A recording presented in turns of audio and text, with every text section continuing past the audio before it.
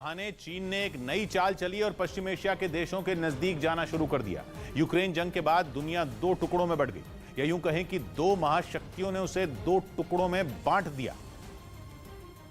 और इसी दौरान चीन चुपके चुपके इन दोनों महाशक्तियों की लड़ाई का फायदा उठाने में जुट गया। उसने पश्चिम एशिया के नजदीक जाना शुरू कर दिया, जिनमें सबसे पहले नंबर पर है सऊदी अरब, जो 24 फरवरी से पहले चीन से दूर और अमेरिका के नजदीक था, लेकिन जंग के बाद बाजी ही पलट गई। जो सऊदी अरब चीन को अपना दुश्मन और अमेरिका को अपना दोस्त कहता था, उसी ने अमेरिका को आंखें दिखानी शुरू कर दी।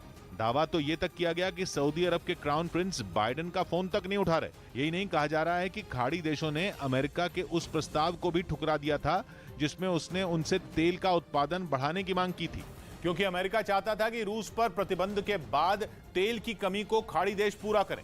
लेकिन सऊदी अरब समेत कई देशों ने अमेरिका को सीधा ना बोल दिया। माना जा रहा है कि चीन ने इन्हीं दूरियों को अपने फायदे के लिए इस्तेमाल किया और उन देशों के नजदीक जाने की कोशिश की जो कभी अमेरिका के एक इशारे पर कुछ भी करने को तैयार थे। पश्चिम एशिया के देशों और चीन के बीच इस अनकही दोस्ती की एक झलक 26 फरवरी को यूएनएससी में हुई वोटिंग के दौरान भी दिखी थी। उस दिन यूएन सुरक्षा परिषद में रूस के खिलाफ प्रस्ताव आया था और कहा गया था कि रूस यूक्रेन पर हमले तुरंत रोक दे, लेकिन चीन और यूएई दोनों इस वोटिंग से दूर रहे। मतलब दोनों ने प्रस्ताव के पक्ष में वोट नहीं डाला और रूस का साथ दिया। चीन और रूस की दोस्ती दुनिया के सामने आ चुकी है। ये भी साबित हो चुका है कि चीन और अमेरिका के बीच 36 का आंकड़ा है। कहा जा रहा है कि चीन अमेरिका के साथ इस दुश्मनी को एक नए पड़ाव पर ले जाने के चक्कर में है, जिसके लिए वो उन देशों के करीब जा रहा है जो यूक्रेन जंग के बाद अमेरिका से दूर हुए। एक रिपोर्ट में दावा किया गया कि पश्चिम एशिया के देशों को ऐसा लगना शुरू हो गया है कि ये इलाका अमेरिका की प्राथमिकता नहीं रहा और इसीलिए वो भी चीन और रूस की तरफ झुके। चीन के लिए तो इन देशों ने कई ऐसे काम भी कर डाले जिन्होंने अमेरिका को सोचने पर मजबूर कर दिया, जिनमें एक था यूएई का अमेरिका से F-35 लड़ाकू विमान खरीदने के फैसले को होल्ड करना। कहा जा रहा है कि अमेरिका ने सौदे के लिए शर्त रखी थी कि यूएई चीन की कंपनी को अपने दूरसंचार नेटवर्क से हटाए, लेकिन यूएई ने ये शर्त नहीं मानी। इसे चीन की मजबूत रणनीति कह सकते हैं कि उसने सऊदी अरब और ईरान दोनों देशों से अपने आर्थिक रिश्ते मजबूत किए हैं, जबकि इन दोनों देशों के बीच टकराव की खबरें आती रहती हैं। यही नहीं, कहा तो ये भी जा रहा है कि पश्चिम एशिया में चीन और रूस ने मिलकर अपनी एक अलग जगह बना ली है। एक ओर ये दोनों देश खुलकर ईरान, सीरिया और इराक का समर्थन कर रहे हैं, तो वहीं दूसरी ओर यूएई से दोस्ती बढ़ा रहे हैं। पाकिस्तान के social media star Humaira Asghar ने टिकटॉक पर अपना एक वीडियो शेयर किया, जिसके बाद वहां हंगामा खड़ा हो गया।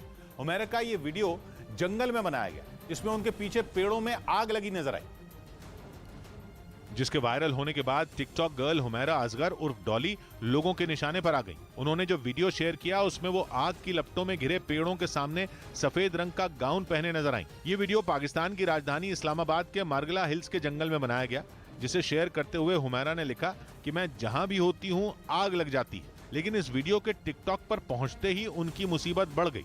जलते हुए पेड़ों के साथ वीडियो बनाने पर अब हुमैरा को जमकर ट्रोल किया जा रहा है। उन्हें लोगों की खूब खरी खोटी भी सुनने को मिल रही है। आरोप है कि हुमैरा ने इस वीडियो को बनाने के लिए जंगल में आग लगा दी।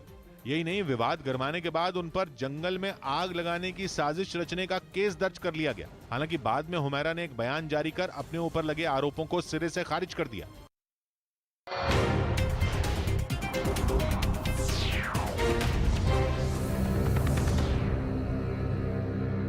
अमेरिका ने 24 फरवरी के बाद कहां-कहां और कितना पैसा खर्च किया। कहा जा रहा है कि ताइवान ने ये सारा हिसाब किताब इसलिए रखा क्योंकि उसे डर है कि चीन कभी भी उस पर हमला कर सकता है। ताइवान न्यूज ने अपनी रिपोर्ट में कहा कि अमेरिका के लोग युद्ध के हिस्सेदार बनते बनते थक चुके हैं, क्योंकि पिछले 20 साल में अमेरिका कई देशों में हुई जंग का हिस्सा रहा है और यूक्रेन जंग को तो उसने अपनी अना का मसला बना लिया।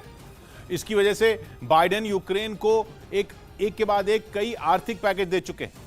ताइवान का कहना है कि बाइडेन को उनके अपने देश के लोग ही नहीं रोक रहे और वो बिना किसी रोक टोक के मनमानी कर रहे हैं। ताइवान को इस बात की भी तकलीफ है कि यूक्रेन के मुद्दे पर बाइडेन के विरोधी भी उन्हें कुछ नहीं कह रहे। ताइवान न्यूज ने लिखा कि अमेरिका ने पिछले 20 साल में इराक और अफगानिस्तान समेत कई देशों में अपनी सेना भेजी, वहां खूब खर्च किया, जिसका नतीजा ये हुआ कि अमेरिका के लोग दूसरे देशों में होने वाली जंग का हिस्सा बनते बनते परेशान हो गए।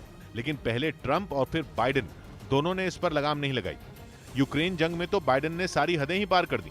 उन्होंने न केवल पैसे खर्च किए बल्कि यूक्रेन में हथियारों की खेप पर खेप भेजी, जिससे ताइवान का दिमाग चकरा गया और उसे लगने लगा कि अमेरिका के पास अब दूसरे देशों की मदद के लिए हथियार ही नहीं बचे।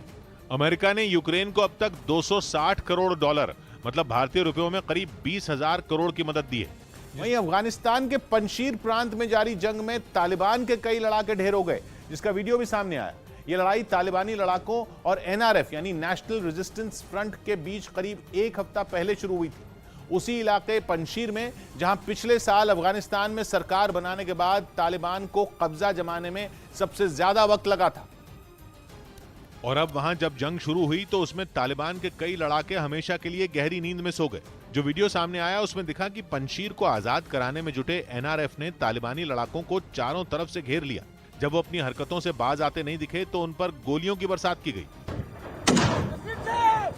चारों तरफ से पहाड़ों से घिरे उस इलाके में कुछ ही देर में जंग इतनी भीषण हो गई कि वो पूरा इलाका गोलियों की तड़तड़ाहट से गूंज उठा। बताया गया कि तालिबान ने भी इस बात की पुष्टि की कि इस जंग में उसका एक कमांडर और कुछ लड़ाके मारे गए। उधर अपने पड़ोस में पैर पसारते नेटो की काट निकालने के लिए पुतिन ने अपने साथी देशों के मिलिट्री अलायंस CSTO यानी कलेक्टिव सिक्योरिटी ट्रीटी ऑर्गेनाइजेशन का सम्मेलन बुलाया और अमेरिका और नेटो पर बरस पड़े। स्वीडन और फिनलैंड जैसे रूस के पड़ोसियों ने भी नेटो के सदस्य बनने का ऐलान कर दिया है, जिसके बाद से ही रूस आग बबूला है और वो बार बार दोनों देशों को धमकी दे रहा है। यहां तक कि रूस उन्हें अपने परमाणु हथियारों का डर भी दिखा चुका है। उसी कड़ी में पुतिन एक बार फिर अमेरिका और नेटो पर टूट पड़े और चेतावनी दी कि अगर नेटो ने स्वीडन और फिनलैंड का मिलिट्री इंफ्रास्ट्रक्चर बढ़ाया तो फिर रूस से भी उसे करारा जवाब मिलेगा। सोवियत संघ का हिस्सा रहे 6 देशों की सदस्यता वाले CSTO के सम्मेलन में पुतिन ने कहा कि रूस को फिनलैंड और स्वीडन से कोई दिक्कत नहीं है, इसलिए उनके नेटो से जुड़ने पर रूस को सीधा खतरा नहीं है, लेकिन अगर इस इलाके में मिलिट्री इंफ्रास्ट्रक्चर का विस्तार हुआ तो हम जरूर जवाब देंगे। जवाब कैसा होगा उसके लिए हम देखेंगे कि हमारे लिए क्या खतरा पैदा किया गया है। बेवजह परेशानी खड़ी की जा रही है और हम उसी हिसाब से जवाब देंगे। मॉस्को में हुए CSTO के इस सम्मेलन की टाइमिंग बेहद अहम है। 2019 के बाद ये पहली बार है जब CSTO के नेताओं ने मुलाकात की, वो भी तब जब रूस ने यूक्रेन में युद्ध छेड़ा हुआ है। और बताया गया कि बंद कमरे में हुई मीटिंग में यूक्रेन की जंग पर भी चर्चा हुई। ऐसे में रक्षा विशेषज्ञों को CSTO की बैठक के पीछे बस एक ही वजह नजर आ रही है, वो ये कि पुतिन नेटो से भिड़ने के लिए CSTO को ढाल के तौर पर इस्तेमाल करने का प्लान बना रहे हैं। इस बीच ये भी तय हो गया कि यूक्रेन में चल रही जंग के बाद बहुत जल्द यूरोप में एक और बड़ी जंग छिड़ सकती है। नई जंग का कारण बन सकते हैं स्वीडन और फिनलैंड, जिन्हें नेटो का सदस्य बनाने की प्रक्रिया शुरू हो चुकी है। हालांकि ये प्रक्रिया कितनी लंबी चलेगी ये अभी तक साफ नहीं है। मतलब ये कि जिस नेटो में शामिल होने की तैयारी करना यूक्रेन को इतना भारी पड़ा कि वहां जंग छिड़ गई, अब उसी नेटो में शामिल होने की तरफ स्वीडन और फिनलैंड पूरी तरह तैयार है। हालांकि ये प्रक्रिया कितनी लंबी होगी ये अभी साफ नहीं है, मगर ये साफ दिख रहा है कि स्वीडन और फिनलैंड में जंग का नया मोर्चा खुल सकता है। रूस लगातार इन दोनों देशों को चेतावनी दे रहा है, लेकिन दोनों को रूस से ज्यादा भरोसा नेटो पर है। हालांकि दावा यह भी किया जा रहा है कि पहले यूक्रेन और फिर स्वीडन में रूस को उलझाने की बड़ी साजिश अमेरिका की तरफ से रची गई है, जिसमें अब तक अमेरिका ने खुद को जंग से दूर ही रखा है। हालांकि रूस को नुकसान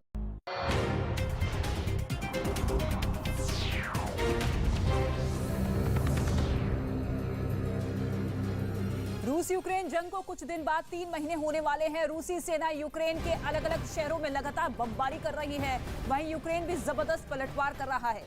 पूर्वी यूक्रेन में सेना ने लड़ते हुए एक बख्तबंद गाड़ी को हमले में तबाह कर दिया है।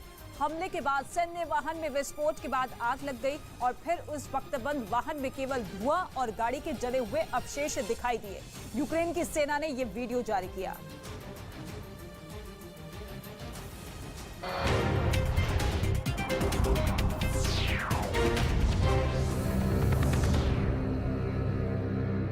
पड़ेगा, जंग का खर्च भी उठाना पड़ेगा और उसके नतीजे भी भुगतने पड़ेंगे। दावा यह किया जा रहा है कि रूस को उलझाने और उसकी अर्थव्यवस्था को कमजोर करने के लिए यह अमेरिका की साजिश हो सकती है। और अगर ऐसा है तो इसका सीधा मतलब यह हुआ कि पहले यूक्रेन को बलि का बकरा बनाया गया और अब महाशक्तियों के टकराव में स्वीडन और फिनलैंड भी पिस सकते हैं। सीरिया में नरसंहार का 9 साल पुराना एक वीडियो सामने आया, जिसमें कई लोगों को एक साथ गोली मार दी गई थी। इस नरसंहार का आरोप वहां की बशर अल असद की सरकार पर लगा। दावा किया गया कि सीरिया की सरकार ने गृह युद्ध के दौरान विद्रोह को दबाने के लिए ये हत्याएं करवाई थी, जिसका वीडियो 9 साल बाद अब सामने आया। बताया गया कि राजधानी दमिश्क में हुए नरसंहार का यह वीडियो 16 अप्रैल 2013 का है।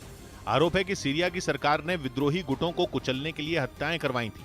जो वीडियो सामने आया उसमें 2 इमारतों के बीच एक बड़ा गड्ढा दिखाई दिया जिसमें कई लोगों के शव पड़े थे। इस दौरान वहां सीरिया की सेना का एक जवान एक आदमी को उस गड्ढे की तरफ ले जाता दिखा। उस आदमी की आंखों पर पट्टी बंधी थी, उसके हाथ भी बांध दिए गए थे। गड्ढे के पास पहुंचते ही सैनिक ने उसे धक्का दे दिया जिससे वो उसमें गिर पड़ा। इसी तरह एक दूसरे आदमी को भी वहां लाया गया और उसे भी गड्ढे में धकेल दिया गया। इसके बाद वहां मौजूद एक सैनिक ने उन पर गोलियां चलानी शुरू कर दी। दावा किया गया कि इस नरसंहार में 41 लोगों को मार दिया गया था। यह भी दावा है कि बशर अल असद की सरकार ने हिंसक विद्रोह को दबाने के लिए वहां इस तरह कई नरसंहार करवाए थे। उधर इजराइल के यरूशलेम में एक फिलिस्तीनी के अंतिम संस्कार के दौरान हिंसा भड़क गई। बताया गया कि पिछले महीने इजराइल पुलिस के साथ हुई झड़प में गंभीर रूप से घायल इस शख्स की 2 दिन पहले मौत हो गई, जिसके अंतिम संस्कार में बड़ी संख्या में इकट्ठा हुए फिलिस्तीनियों की इजराइल पुलिस के साथ झड़प हो गई। बवाल बढ़ता देख पुलिस ने तेज रोशनी के साथ आवाज करने वाले स्टन ग्रेनेड और रबड़ की गोलियां दागनी शुरू कर दी। इसके बाद तो मानो पूरा इलाका जंग के मैदान में तब्दील हो गया और काफी देर तक वहां फायरिंग की आवाज गूंजती रही। इससे पहले पुलिस ने हंगामा कर रहे लोगों को लाठियां मारकर खदेड़ने की कोशिश की, जिसकी वजह से वहां अफरा तफरी मच गई और लोग जान बचाकर इधर उधर भागते दिखाई दिए। बताया गया कि पुलिस की इस कार्रवाई में 50 से ज्यादा फिलिस्तीनी घायल हो गए, जिन्हें इलाज के लिए अस्पताल भेज दिया गया।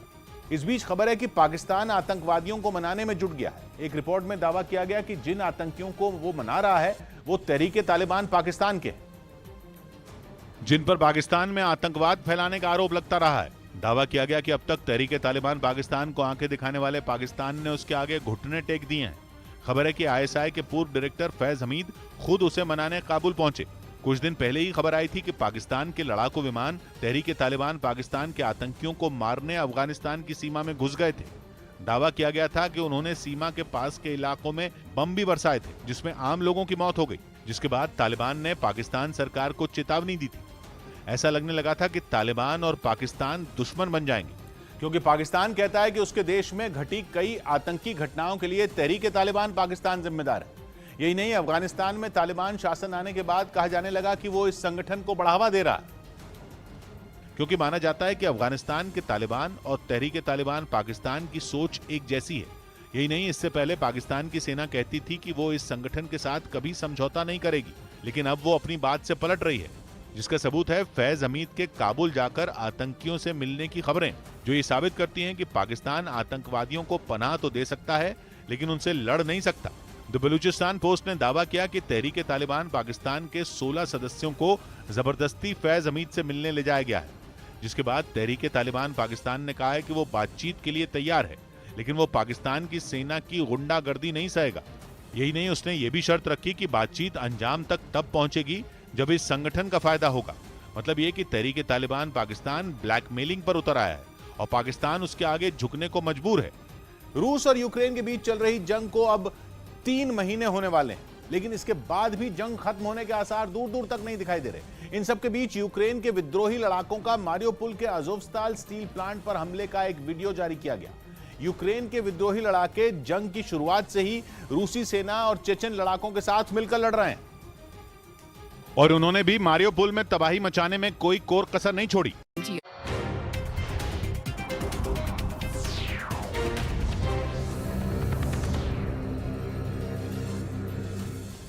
और इस बीच जंग के 2.5 महीने से ज्यादा बीत जाने के बाद रूस ने अब अपने एक और बेहद आधुनिक हथियार को मैदान में उतार दिया है। रूस के मुताबिक उसकी सेना पिछले कुछ दिनों से युद्ध में लेजर हथियार का इस्तेमाल कर रही है। साथ ही रूस ने एक और खतरनाक लेजर वेपन के सफल परीक्षण का भी दावा किया,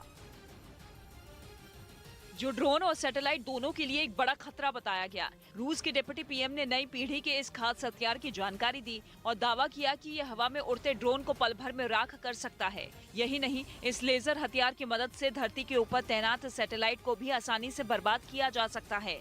रूस के इस लेजर वेपन का सामने आया एक वीडियो ये दिखाता है कि अब तक इसे पूरी दुनिया की नजरों से कैसे छिपा कर रखा गया। वीडियो में रूस की कई बख्तरबंद गाड़ियों के काफिले के बीच एक बड़ी सी गाड़ी पर लेजर हथियार का ये सिस्टम लगा दिखाई दिया। इसके बाद एक सुनसान इलाके में पहुंचने के बाद लेजर वेपन को बाहर निकाला गया। और रूस ने दावा ये किया है कि इस हथियार की मदद से उसने एक ड्रोन को आसानी से तबाह कर दिया। हालांकि उसके इस आधुनिक लेजर वेपन के बारे में ज्यादा जानकारी नहीं दी गई। लेकिन रूस ने ये जरूर बता दिया कि जंग में यूक्रेन को कई देशों से मिले घातक ड्रोन का तोड़ उसने निकाल लिया। यानी अमेरिका के दिए स्विच बोर्ड और फिनिक्स घोस्ट ड्रोन का शिकारी पुतिन की सेना के पास आ गया, क्योंकि यूक्रेन के साथ इतनी लंबी खिंच गई जंग में रूस के लिए ड्रोन ही सबसे बड़ी मुसीबत साबित हुए। रूस के टैंकों के परखच्चे उड़ा देने वाले ड्रोन रूसी सेना के लिए किसी सिरदर्द से कम नहीं रहे और अब रूस ऐसे ड्रोन को हवा में जला देने वाले लेजर वेपन को मैदान में उतारने जा रहा है। रूस ने दावा किया है कि परीक्षण के दौरान लेजर हथियार ने बड़ी ही आसानी से एक ड्रोन को हवा में जला दिया। बताया गया कि 5 किलोमीटर दूर से भी लेजर वेपन ने 5 सेकंड में ड्रोन को मार गिराया, जो कि यूक्रेन की सेना के लिए एक बहुत बुरी खबर साबित हो सकती है। इसके साथ ही रूस का ये हथियार धरती के ऊपर तैर रही सैटेलाइट के लिए भी एक बड़ी मुसीबत बन सकता है, क्योंकि रूस ने दावा किया कि लेजर वेपन की मदद से सैटेलाइट को आसानी से बर्बाद किया जा सकता है। यानी रूस की नजर अब उन सैटेलाइट पर भी है जिनके युद्ध में यूक्रेन की मदद करने की बात कई बार सामने आई। ऐसा कहा गया कि कई मौकों पर रूस की सेना की लोकेशन की सटीक जानकारी यूक्रेन को उन्हीं सैटेलाइट के दम पर मिली। रूस के जंगी जहाज मॉस्कोवा के डूबने में भी सैटेलाइट से मदद मिलने की खबरें सामने आई थी और इसके पीछे अमेरिका का हाथ होने का दावा किया गया था। लेकिन अब रूस के इस हथियार से यूक्रेन की मददगार सैटेलाइट पर खतरा मंडराता दिखाई दे रहा है। रूस के मुताबिक जमीन से 1500 किलोमीटर तक की ऊंचाई पर घूम रहे सैटेलाइट को लेजर वेपन आसानी से निशाना बना सकता है और अपनी घातक किरणों का इस्तेमाल करके उन्हें नाकाम कर सकता है।